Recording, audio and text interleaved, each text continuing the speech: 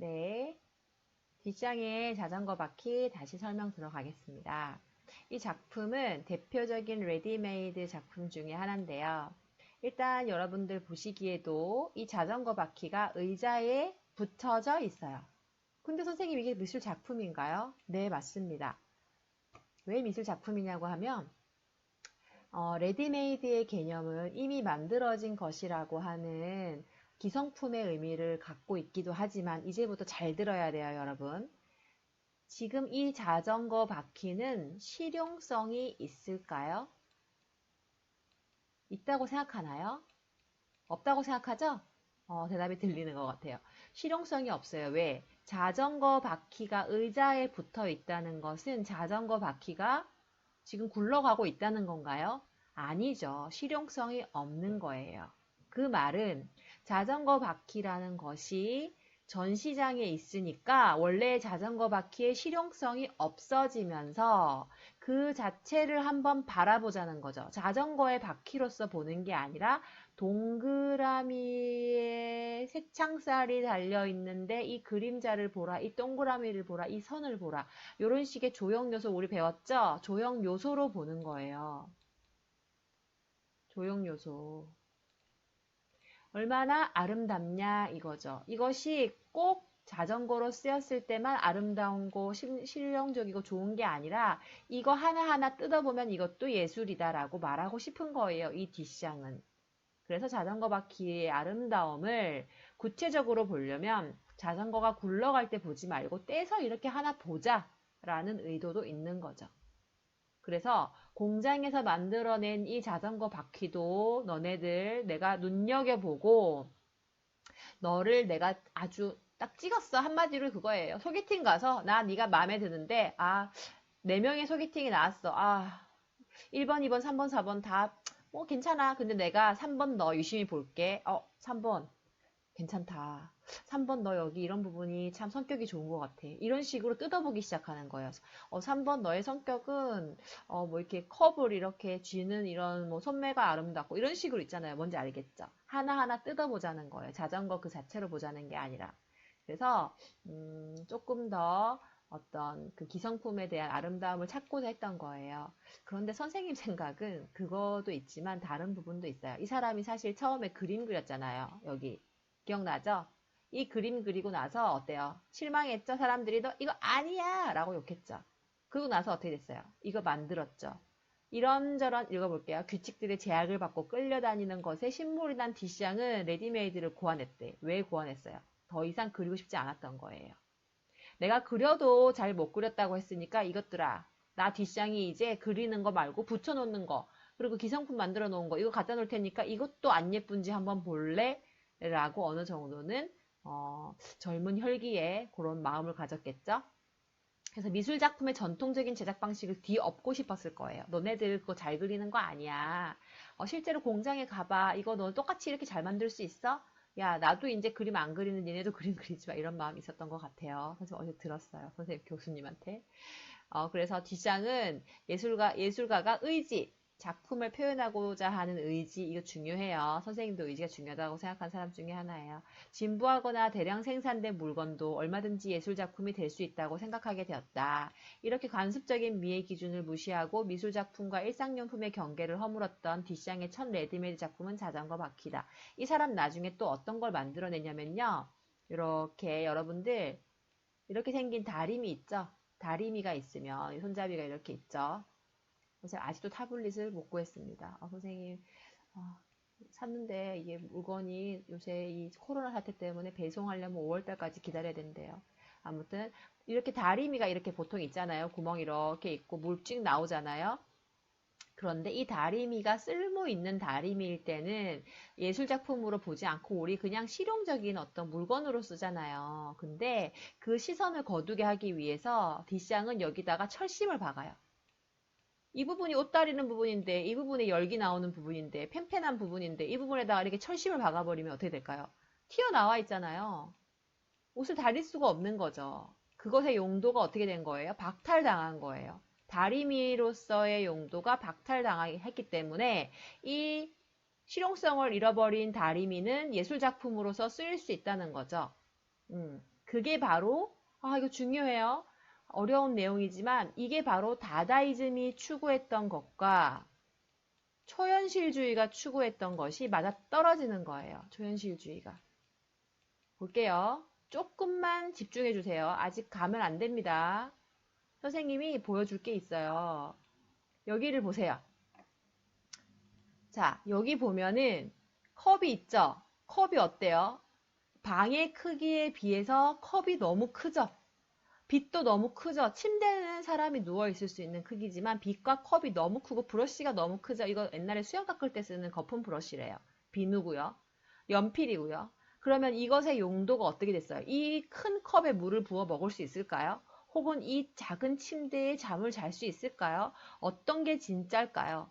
이 컵이 진짜일까요? 이 침대가 진짜일까요? 사람이 진짜 이만한데 누울 수 있는 건데 컵을 이만하게 만들어 놨을까요? 아니면 이 방 자체와 이 침대가 미니어처일까요? 이거에 대한 질문을 던지는 게 바로 초현실주의며 다다이즘인 거예요. 그런데 아까처럼 다다이즘은 그것의 이념을 제시한 사람이고요. 다다이즘은 이념을 제시하고 있고요. 이렇게. 그리고 초현실주의는 그것을 그림으로 표현을 해놓은 거예요. 어느 게 진짜인지에 대한 질문을 하고 있죠. 이해가 가나요? 그래서 선생님이 말하고자 하는 것은 이것만 알면 초현실주의와 다다이즘의 개념은 다 이해한 거예요. 선생님이 무지무지 강조해서 얘기합니다. 현대미술을 알고 싶다면 다다이즘부터 공부하라는 말이 있어요. 그 말이 무엇이냐고 하면 이렇게 병기를 갖고 온 뒷샹처럼 뒷샹은 남성 병기를 뜯어와서 전시장에다가 이렇게 탁상 다이를 놓고 탁상 테이블을 놓고 올렸죠. 그리고 남성 병기를 이렇게 전시장에 갖다 놨는데 물 빠져나가는 구멍이 여기에 있어요. 소변을 누면 여기를 물이 빠져나가요. 그럼 어떻게 될까요? 쓸 수 없는 병기가 되었어요. 실용성이 박탈되었죠. 실용성이 박탈되었어요. 그러면 얘는 실용성이 박탈되고 전시장에 놓였으니까 사람들은 이 병기 자체의 아름다움을 보겠죠. 얘는 병기로선 쓸모가 없으니까 얘가 생긴 모양을 한번 보자. 선이 굉장히 이렇게 스무스한 것이 굉장히 유선형 모양처럼 잘 빠졌고 색깔도 묘하게 아름답네. 이 점들 한번 봐봐. 이렇게 봐야 한다는 거예요. 뒷장 말은. 이해가 갑니까? 어려운 개념인데 이해할 수 있을까요? 미술을 볼 때 너네들의 고정관념으로 보지 마. 새로운 시각으로 좀 봐봐. 내가 그렸던 이 그림 너네 눈에는 못 그린 것처럼 보이지? 아니야. 보여지는 거는 나무 덩어리 같은 이상한 그림, 그냥 뭐 이상한 입체 조각 같지만 실제로 나는 이 안에 뭘 넣어놨어? 아름다운 누드를 그려놨단 말이야. 그 내면의 거를 보던지 그 다른 모습을 좀 상상해 보란 말이야, 이것들아. 왜 꼭 여자들이 예쁘게 그러니까 예쁜 게 아니고 똑같이 생긴 그냥 그뭐 사진처럼 여자들이 걸어 내려오는 것만 누드 그림이야? 이것도 누드 그림일 수 있단 말이야. 다른 시각으로 보란 말이야. 고정관념 버려 새로운 시각 가져 라고 계속 그 사람은 얘기를 하고 있어요. 그래서 선생님이 중요하게 여기는 것은 뒷장을 배우는 것이 중요한 게 아니고 미술을 볼 때 혹은 사람을 볼 때 자기가 갖고 있는 그 틀을 깨고 보라는 거죠. 딱 첫인상에 저 친구 눈이 좀 찢어져가지고 난 제가 마음에 안 들어. 쟤는 말을 좀 퉁명스럽게 해. 아니에요. 지켜보면 그 사람들의 마음이 훨씬 따뜻할 수 있어요. 선생님은 그래서 첫인상 같은 거 중요하게 생각하지 않아요. 선생님도 인상 안 좋을 수 있잖아요. 그쵸? 그것처럼 미술도 조금 더 열린 생각으로 살이 들렀어요. 선생님 너무 열강했어요. 열린 사고를 가지고 좀 바라봤으면 좋겠다라고 얘기를 하는 거예요.